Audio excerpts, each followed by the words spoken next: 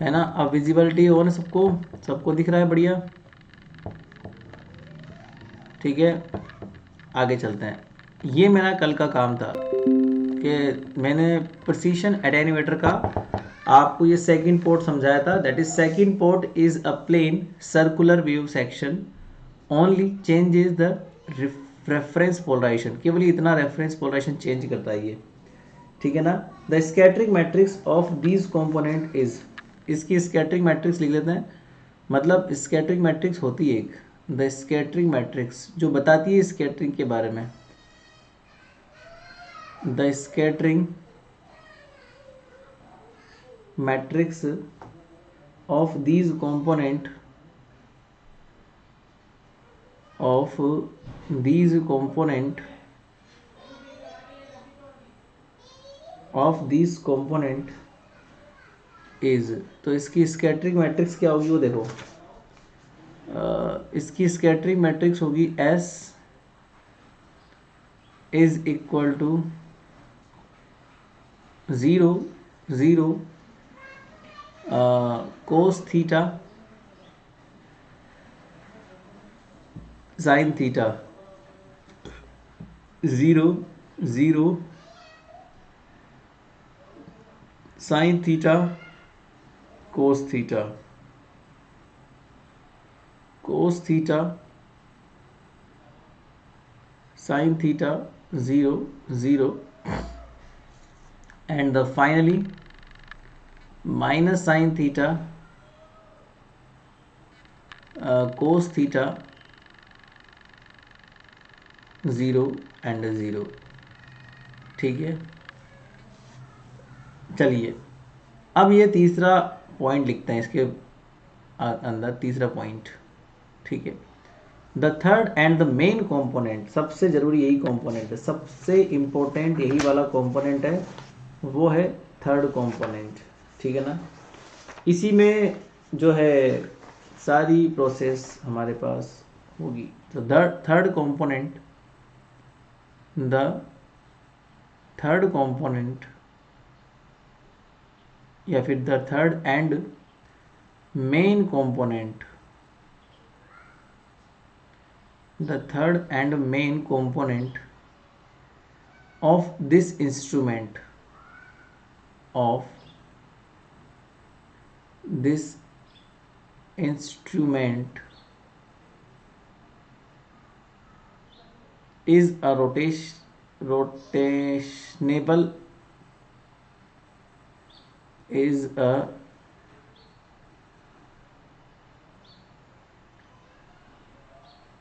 rotationable circular waveguide,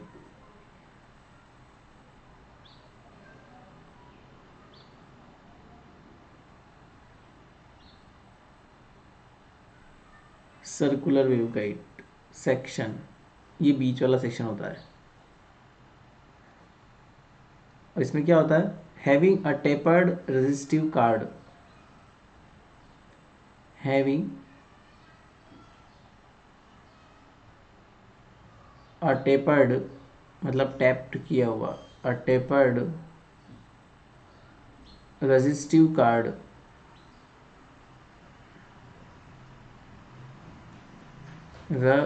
resistive card, resistive card बोल दो या फिर इसको पैड बोल दो, एक ही बात है, रेजिस्टिव कार्ड और pad, eight the minimum attenuation condition, at minimum, ये अटेन्यूएट नहीं करता, ये बहुत कम अटेन्यूएट करता है बीच वाला हिस्सा, at the minimum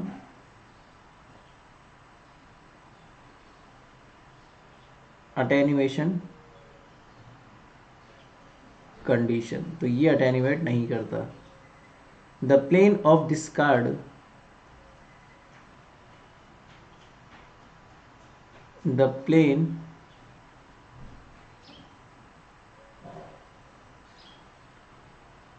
of this card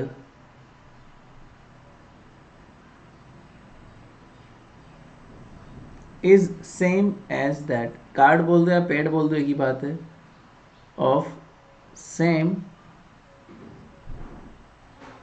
as that of the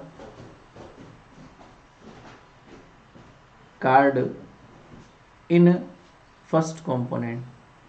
मतलब जो फर्स्ट कंपोनेंट, जो फर्स्ट हमने लाइन लिखी थी ना, उसमें जैसा रखा हुआ था ना कार्ड या फिर कंपोनेंट, वैसा ही यहाँ पर है। In first component same plane में रहेगा ये, सेम कंपोनेंट, फर्स्ट कंपोनेंट जैसा था वैसा का वैसा ये रहेगा, है ना बेटा। If the plane of the card, कौन सा वाला कार्ड, थर्ड वाला। If the plane of the card, कौन सा, जो third component, in third component, third component में जो है उसकी बात कर रहा हूं मैं, is rotated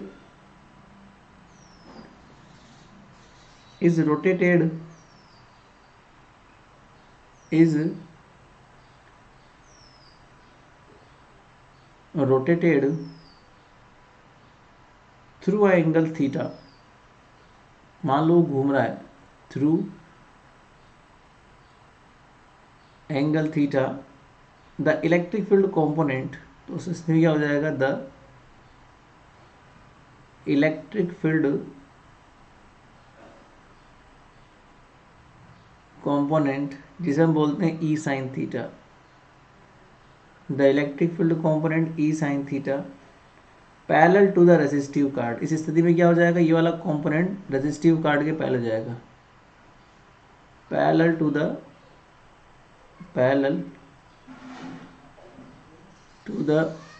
resistive card, parallel to the resistive card. और जैसे ही पैरेलल आएगा ये एब्जॉर्ब कर लिया जाएगा, and it will be absorbed, यहाँ लिख लो, and it will be absorbed, and it will be absorbed. मतलब E sine theta component parallel हो जाएगा, और पैरेलल होते ही वो एब्जॉर्ब कर लिया जाएगा पूरा का पूरा। वाइल, जबकि दूसरी ओर क्या होगा, while the component of electric field, the component of electric field E cos theta is perpendicular to the resistive card, is perpendicular to the resistive card। तो ये वाला कंपोनेंट क्या हो जाएगा, परपेंडिकुलर हो जाएगा। मतलब रेजिस्टिव कार्ड ऐसा रखा हुआ है और ये कंपोनेंट ऐसा आ रहा है, तो ये सीधा ही निकल जाएगा बिना एब्जॉर्ब हुए।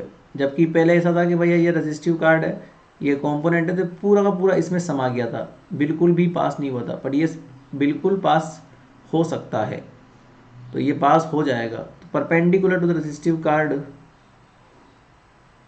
Perpendicular to the resistive card, and it is passes unaffected, बिना इफेक्ट हुए ये पास हो जाएगा, and it is passes unaffected, तो ये बिना इफेक्ट हुए पास हो जाएगा, पासेज अनअफेक्टेड, बिना इफेक्ट के ये पास हो जाएगा। नंबर चौथा है the fourth and symmetric will component second. ये जो फोर्थ कंपोनेंट है ये जस्ट सेकंड कंपोनेंट के सेम होता है। The fourth component is symmetric as component second, is symmetric as component second। तो सेकंड कंपोनेंट जैसा ही होता है, सेम ही होता है। जो रामायण सेकंड कंपोनेंट में लिखी गई है वही रामायण फोर्थ कंपोनेंट में लिखी जाएगी। The fifth component is symmetric as component first.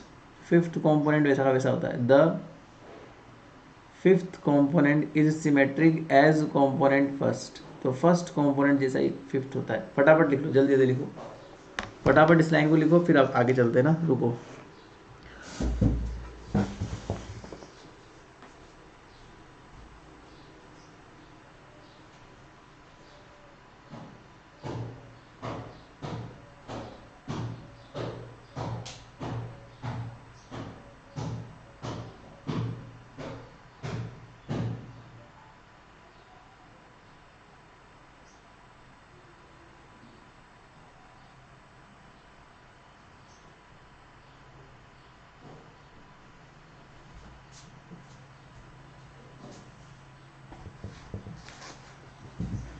Okay, अब आगे चलते हैं इसमें ना। सारा कुछ होने के बाद में थोड़ा सा इसका डिस्क्रिप्शन और लेते हैं हम लोग। द इलेक्ट्रिक फील्ड कंपोनेंट, आगे चलते हैं। The electric field component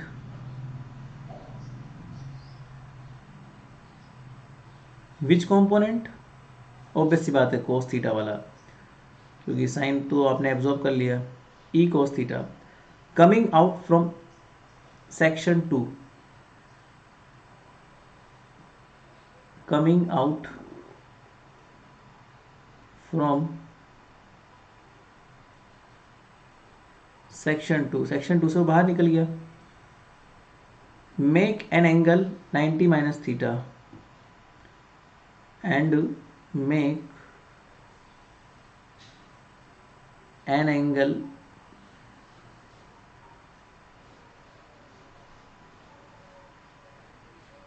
90 minus theta with resistive card, with resistive card, तो रेजिस्टिव कार्ड से उसने इतना एंगल बना लिया ऑफ सेक्शन फिफ्थ, किसके साथ, resistive card of section fifth, मतलब फिफ्थ नंबर पॉइंट पे जो कार्ड लगा उससे आपने इतना एंगल बना लिया। कंटिन्यूअसली द नॉर्मल कंपोनेंट, अब ऑब्वियस सी बात है इस कंपोनेंट का भी वापस से एक और कंपोनेंट निकलेगा, ऑब्वियस सी बात है। यहाँ से आपने बाहर निकाला, देखो ये मान लीजिए सेक्शन सेकंड है, सेक्शन सेकंड से वो बाहर आई वेव, तो ये आपने ई डाला थी, अब ई के दो कंपोनेंट हो गए, साइन वाला तो एब्जॉर्ब हो गया, ये बाहर निकला कौन सा, कोस वाला, तो ये कौन सा कंपोनेंट बाहर आया, कोस थीटा वाला, ठीक है ना। सेक्शन फिफ्थ में जाएगा, मान लो सेक्शन फिफ्थ के साथ कितना एंगल बनाया, 90 माइनस थीटा बनाया, तो 90 माइनस थीटा बनाया, तो इसमें भी वही रामायण है, इसका भी जो है केवल इस कंपोनेंट का कोस कंपोनेंट बाहर आएगा, ठीक है ना, बाकी साइन कंपोनेंट एब्जॉर्ब कर लिया जाएगा। तो इसका भी अगर आप बाहर निकालोगे तो ई कोस थीटा का भी कौन सा कंपोनेंट बाहर आएगा, कोस थीटा बाहर आएगा, बाकी साइन वाला एब्जॉर्ब कर लिया जाएगा। बस यही बात तो है तुम्हारा, तो आगे लिखो, continuously the normal component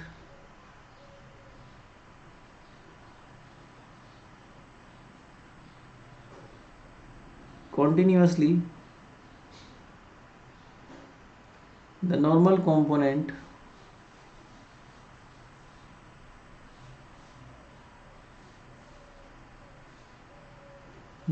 component of this electric field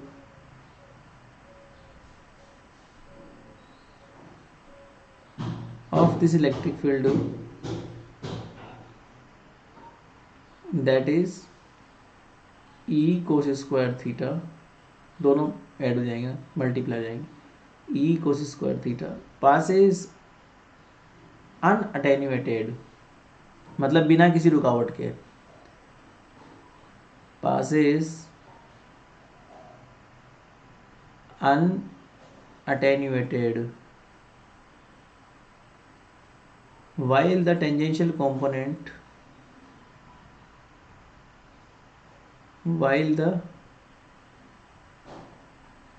मतलब साइन वाला component, while the tangential component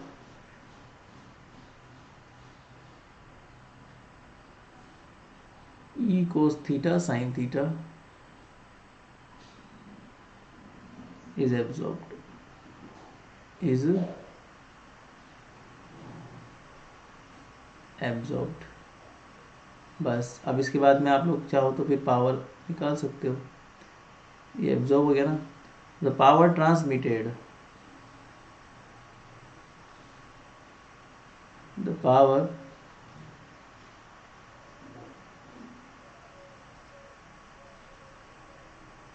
transmitted, power बराबर क्या होता है, इलेक्ट्रिक फील्ड का स्क्वायर अपॉन रेजिस्टेंस होता है। तो ये कितना हो जाएगा, power transmitted is equal to electric field जो बाहर निकला उसका स्क्वायर। तो इलेक्ट्रिक फील्ड कौन सा बाहर निकला, ये बाहर निकला, तो इलेक्ट्रिक फील्ड का स्क्वायर अपॉन रेजिस्टेंस, उसी को तो पावर बोलते हैं। आपने इलेक्ट्रिक फील्ड डाला कितना था, ई स्क्वायर डाला था।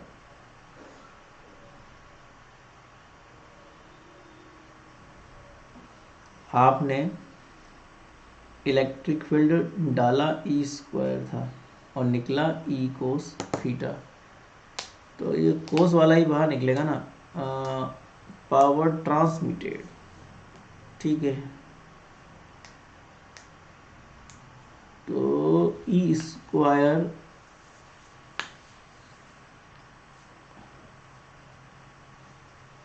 ठीक है,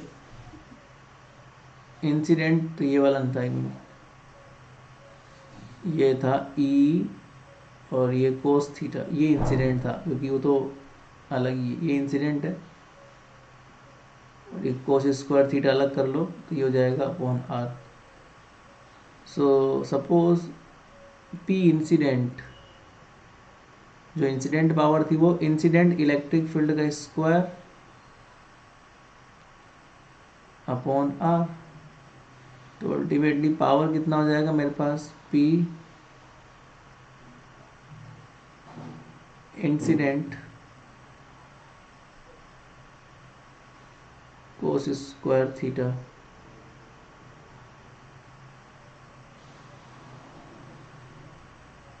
ठीक है। नाउ अटेन्यूएशन इज, अब अटेन्यूएशन कांस्टेंट निकालते हैं, एक फॉर्मूला होता है अटेन्यूएशन का। सो नाउ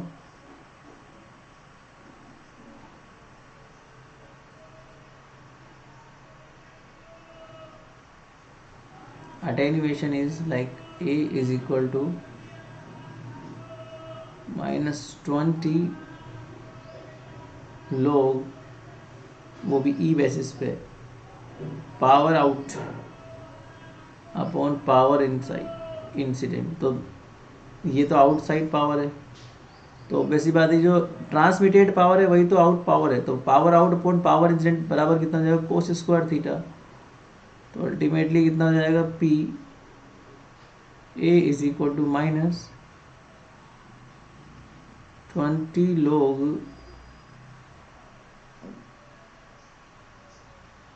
कोस स्क्वायर थीटा। 2 आगे ले लो बिकॉज पावर आगे आ सकती है लोग की प्रॉपर्टी में, तो ये 2 आगे लेते 40 हो जाएगा और ये हो जाएगा कोस थीटा। बस खत्म काम। इसका मतलब जो अटेन्यूएशन होता है ना वो थीटा पर डिपेंड करता है, थीटा पर डिपेंड करता है वो।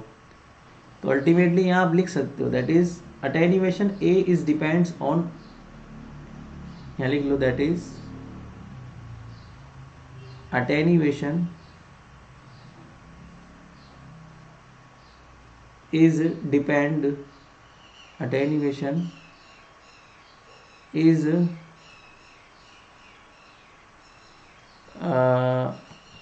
depend on angle of rotation theta, angle of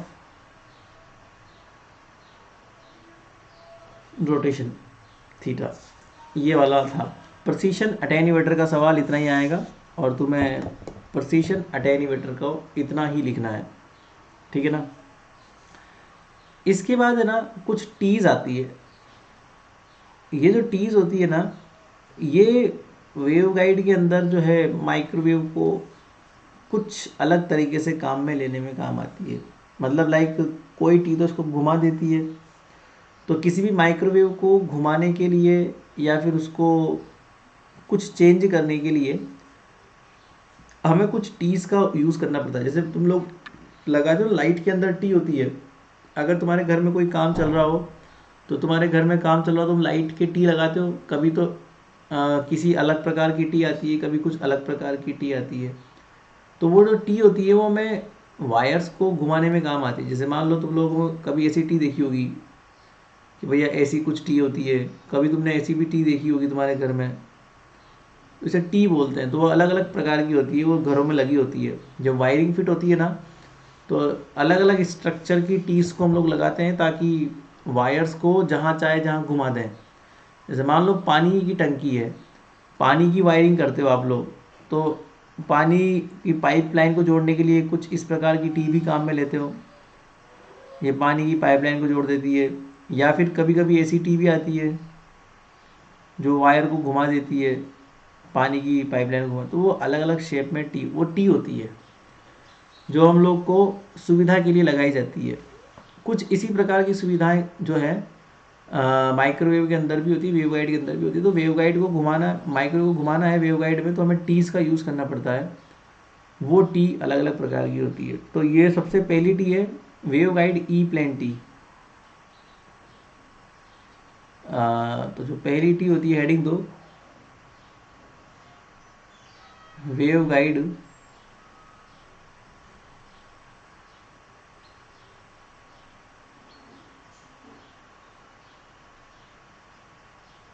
E plane T. ये सबसे पहली और सबसे बेसिक टी होती है। ठीक है, ये लगभग ऐसी होती है। देखो अब तुम्हें बनाना मत, तुम्हें पहले समझा दूँ मैं किस प्रकार तुम जो थोड़ा स्ट्रक्चर समझ लेना। मतलब ये ऐसी होती है, ये जैसे मान लो ये है, ये कहलाती है ऑक्सिलरी आर्म, सॉरी ये कहलाती है मेन गाइड, ये वेव गाइड है। तो ई प्लेन टी जो होती है ना, ये ऐसी रखी होती है परपेंडिकुलर, ऐसे परपेंडिकुलर टाइप स्ट्रक्चर होता है इसका। इस तरह का स्ट्रक्चर मैं आपको शो कर दूंगा, देखो कैसे शो करते हैं इसको। तो परपेंडिकुलर स्ट्रक्चर शो करने के लिए मैं आपको थोड़ा सा ऐसे दिखाता हूँ, 3D स्ट्रक्चर व्यू दिखाता हूँ। आप लोग इसको गूगल सर्च करके इसका 3D व्यू देख सकते हो। मेरे पास 3D व्यू है नहीं इसका, बाकी आप जब गूगल पे लिखोगे ना wave guide E plane T, तो वो आपको 3D व्यू दे देगा इसका। मैं फिर भी कोशिश करता हूँ कि आपको दिखा पाऊँ।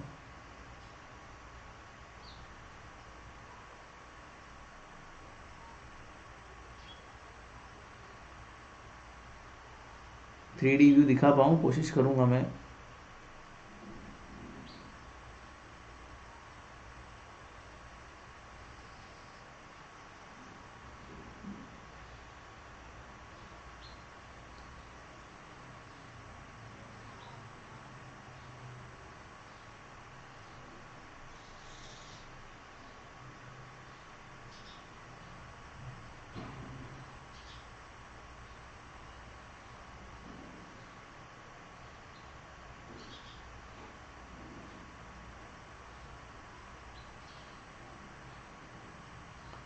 लगभग ऐसा कुछ होता है ये खड़ा हुआ। तो ये मेन, ये 3D में तुम पता नहीं कैसे देख पाओगे इसको।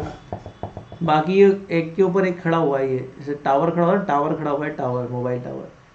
तो ये कहलाती है ऑक्सिलरी आर्म, इसे हम बोलते हैं ऑक्सिलरी आर्म। और ये वेवगाइड का पहला वाला पार्ट है, ये फर्स्ट पोर्ट कहलाता है।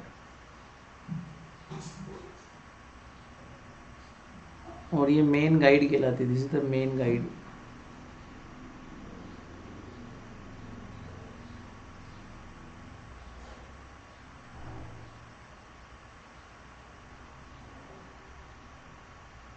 है ना, ये सेकंड आर्म है, ये थर्ड आर्म है। इसे बोलते हैं auxiliary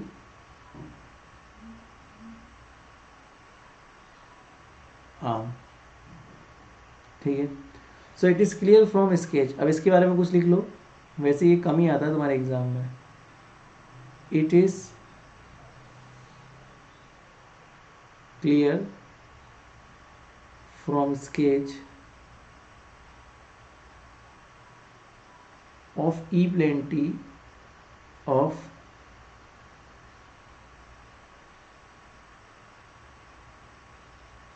E plane T that an auxiliary waveguide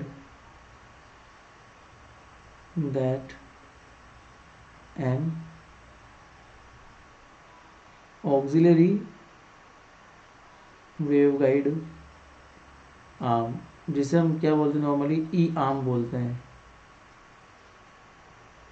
E arm is fastened मतलब लगी होती है, fastened to the broader wall, broad मतलब मोटी, ये मोटी दीवार है ना, देखो ये वाली जो है ये मोटी है, ये मोटी है और ये छोटी है, तो ये मोटी दीवार के ऊपर खड़ी होती है, मोटी मतलब ब्रॉड ज़्यादा बड़ी, so fastened to the broader wall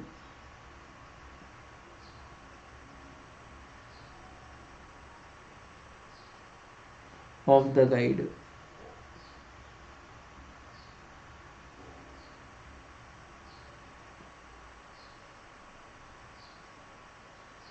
या फिर इसको आप बोल सकते हो आर्म 1 and 2, यही तो मोटी है, तो आर्म 1 और ये दोनों ही आर्म मोटी दीवार है, so it's also a 3 port device, इसमें 3 पोर्ट हो गए ना, 1 2 3 ना, सो ये बोल सकते हो it is also a 3 port device,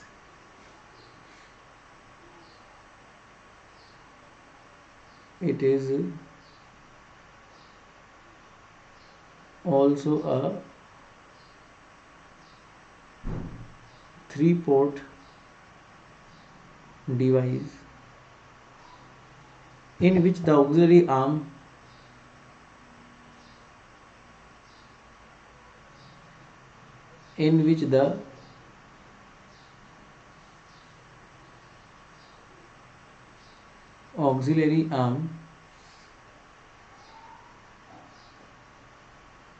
is parallel to the plane of electric field, is parallel to the plane of electric field of the main guide, of the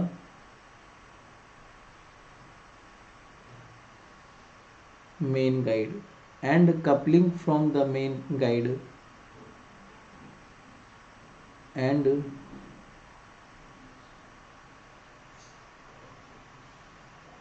coupling from the main guide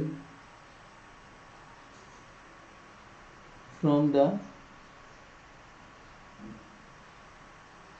main guide to the auxiliary arm, to the auxiliary arm is by means of the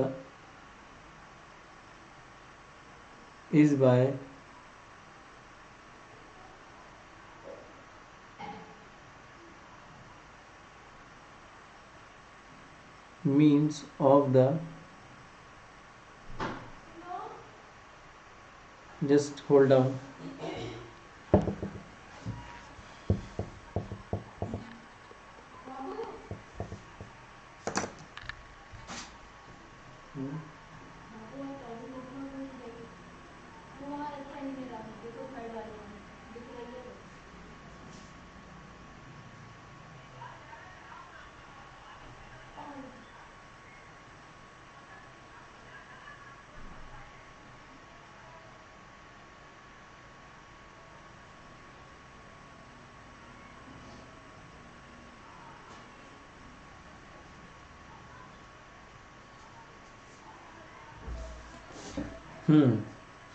तो कहाँ तक आ गए थे पल्लू?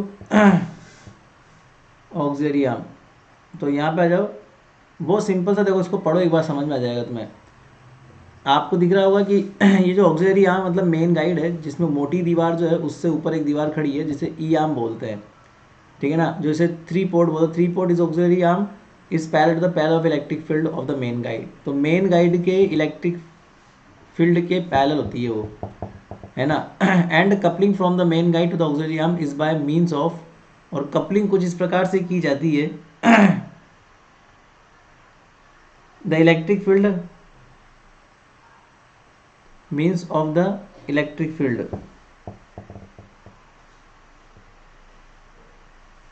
मतलब उसका जो मतलब होता है ना ऑक्सिलरी आर्म का, वो इलेक्ट्रिक फील्ड के पर्पज से होता है, means of the electric field. Electric field को ध्यान में रख के इसको बनाया जाता है, क्योंकि वो इलेक्ट्रिक फील्ड के पैरेलल है, तो इलेक्ट्रिक फील्ड से उसका मतलब है, इसलिए उसको क्या बोलते हैं, ई आर्म बोलते हैं। And therefore it is known as E plane T, and therefore इसी वजह से इसको हम ई प्लेन टी बोलते हैं। And therefore it is known as E plane T, और इसी वजह से इसको हम ई प्लेन टी कहते हैं। इसी वजह से हम इसको क्या बोलते हैं, ई प्लेन टी कहा जाता है, इसको हम ई प्लेन टी कहते हैं। ठीक है बेटा। The power flowing out from arm 1 to, आगे लिखो, the power flowing out from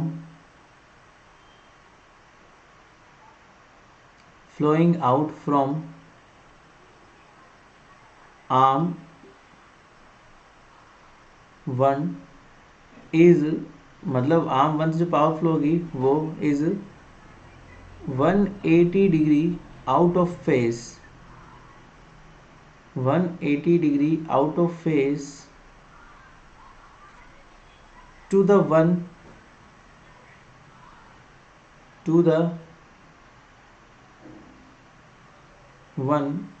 in arm 2, in arm 2। तो आर्म 2 से 180 डिग्री के फेस में, मतलब मान लो अगर 40 डिग्री की पावर इंसिडेंट करी तो 180 और ऐड कर दो, मतलब डिफरेंस कितना आएगा, 180 डिग्री का आएगा। आर्म 1 और आर्म 2 की पावर के बीच में डिफरेंस कितना आएगा, 180 डिग्री का ही डिफरेंस उसमें आएगा बेटा। ठीक है ना। एज सच, इसीलिए हम क्या बोलते हैं इसको, एज सच, ये अंडरलाइन कर लेना, this T is known as subtractor, as such this T is known as subtractor, this T is known as subtractor, इसलिए इसको सबस्ट्रैक्टर बोलते हैं। आगे चलो, अब उसके बाद में आती है एच प्लेन टी, लगभग ई प्लेन टी की तरह होती है एच प्लेन टी, फटाफट समझ लो इसको भी, ये भी मतलब इम्पोर्टेंट तो नहीं है। E plane T H plane T जो है इतना आता नहीं है एग्जाम में। एच प्लेन टी, एच मतलब मैग्नेटिक फील्ड के रेस्पेक्ट में बात की जाएगी इसमें ना, मैग्नेटिक फील्ड के रेस्पेक्ट में बात, बस इसमें अंतर कितना आएगा, ये मान लो तुम्हारी मेन आर्म है, अब परपेंडिकुलर खड़ा मत करना डंडे को, परपेंडिकुलर खड़ा करने की बजाय पैरेलल करते हैं इसको, ऐसे करते हैं हम लोग, ऐसा हो जाएगा ये लगभग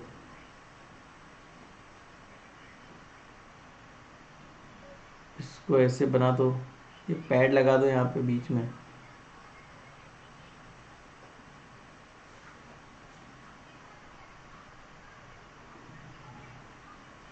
यहाँ पर इसको टेपर्ड कर देते हैं। नंबर तीसरा आम है ये नंबर दूसरा आम है, और ये इसको भी टेपर्ड कर देते हैं यहाँ से,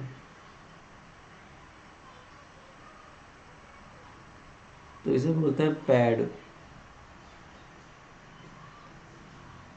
यहाँ पर पैड लगाते हैं किनौर के ऊपर, इसे बोलते हैं साइड आर्म, साइड आर्म, इसे बोलते हैं कोलिनियर आर्म,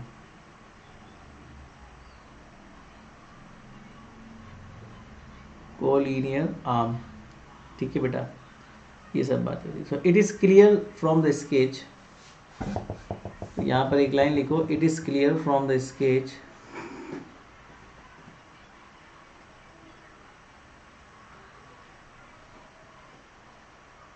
ये तो सेम वैसा ही, अब तुम समझ गए होगे ना, तो लगभग फटाफट लिख लो इसको. It is clear from the sketch of H plane T of H plane T that auxiliary waveguide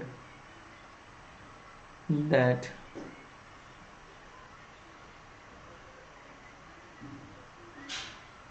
auxiliary waveguide arm जिसे बोलते हैं एच आर्म, वो जो साइड आर्म लगी है ना वो एच आर्म ही कहलाती है. इज फास्ट एंड है तो ये भी परपेंडिकुलर ही, बट ये ब्रॉडर वॉल के परपेंडिकुलर नहीं है, ये नैरो वॉल के परपेंडिकुलर है. Fast and perpendicular to the narrow wall, बस ये अंतर है और कोई अंतर नहीं है. Is fastened to the narrow wall of the main guide of the, वो जो मेन गाइड है ना ऑक्सिलरी आर्म, उसी को बोलते हैं मेन गाइड, उसके नैरो वॉल के परपेंडिकुलर है. इट इज 3 पोर्ट डिवाइस, ये भी वही 3 पोर्ट डिवाइस था. It is also 3 port device in which axis of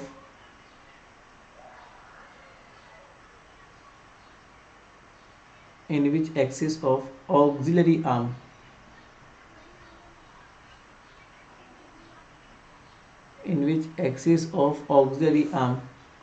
or side arm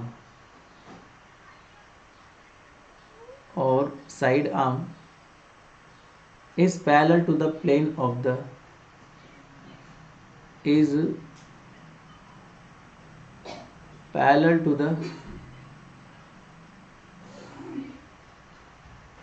plane of the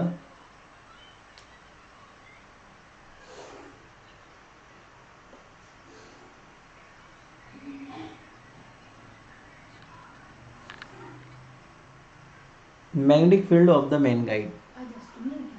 Magnetic field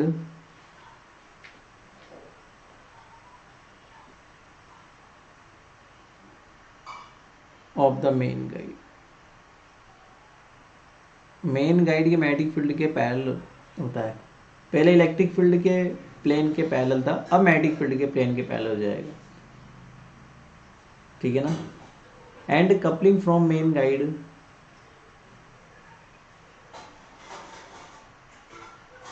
and coupling from the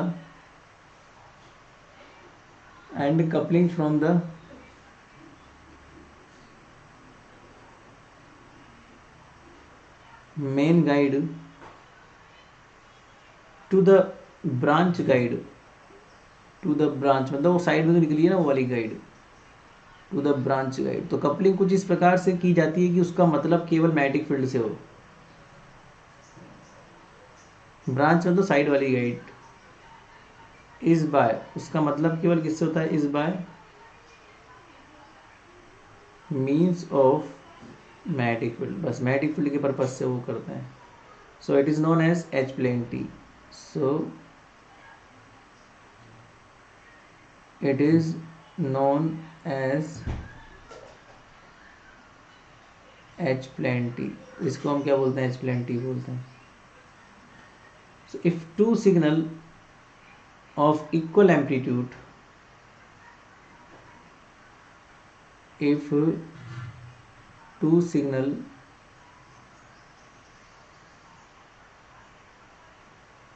of equal magnitude amplitude of equal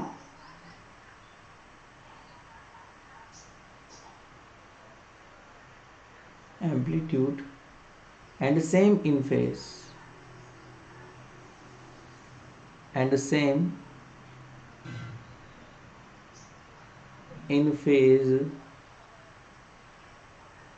are incident into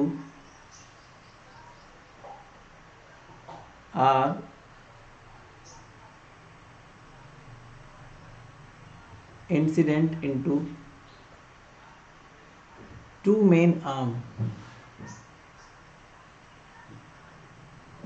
2 main arm 1 and 2 दोनों में instant करो, they will be added together, तो इससे क्या हो जाएगा, वो जुड़ जाएंगे। ऐसा करने से क्या हो जाएंगे, they will be added together. इनमें फेज डिफरेंस नहीं होगा ना, इसमें फेज डिफरेंस नहीं होता, phase difference E plane T में होता है, इसमें सेम फेज में होती है wave. Added together, same phase में होने से ये ऐड हो जाते हैं, so added together in the side arm, in the side arm और एच आर्म बोल सकते हो आप इसको, साइड आर्म और H arm. This H plane is also known as adder, दस